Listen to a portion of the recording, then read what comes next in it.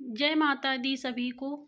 कन्या पूजन में इन चीज़ों का रखें ध्यान, होगा लाभ और कल्याण। नंबर 1, कन्या के साथ बालक को भी करें आमंत्रित।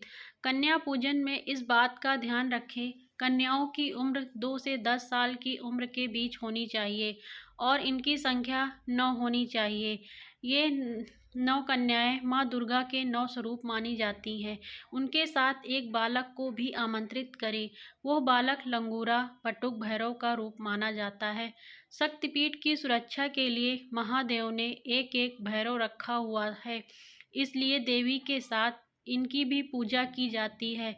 शक्तिपीठ की पूजा के बाद अगर भैरव के दर्शन नहीं किए तो माता के दर्शन अधूरे माने जाते हैं। नंबर 2 से 10 वर्ष की कन्या का महत्व।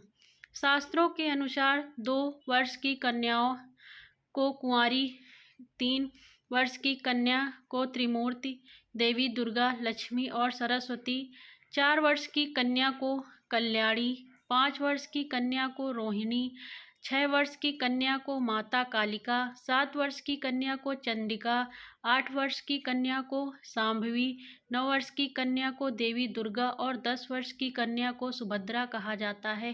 कन्या पूजन के समय हर कन्या अव्यक्त ऊर्जा का प्रतीक मानी जाती है और सभी 9 कन्याओं के होने से ये सक्रिय हो जाती हैं। इनकी पूजा से माँ दुर्गा का घर में आगमन होता है। नंबर 3, नवरात्रि कन्या पूजन विधि। कन्या पूजन करने से एक दिन पहले ही कन्याओं को आमंत्रित करें।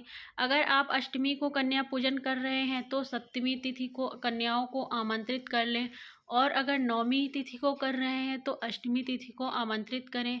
साथ ही पूरे घर को साफ रखें, क्योंकि घर आने वाली कन्याएं माँ दुर्गा का प्रतीक है।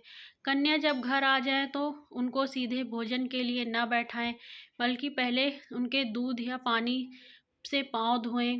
इसके बाद पानी को अपने सिर पर लगाएं, फिर हल्दी व कुमकुम का टीका लगाएं। इसके बाद पूर्व दिशा की ओर मुख करके स्वच्छ आसन पर बैठाएं। नंबर 4, कन्या पूजन में इस बात का ध्यान रखें, कन्या पूजन में कन्याओं को हलवा, चना के साथ पूड़ी, खीर, सब्जी आदि चीज़ें सामर्थ्य के अनुसार परोसें। साथ ही इस बात का ध्यान रखें कि कन्याओं और लंगूरा को जबरदस्ती भोजन न कराएं। वे जितना खाएं उतना ही आदरपूर्वक खिलाएं।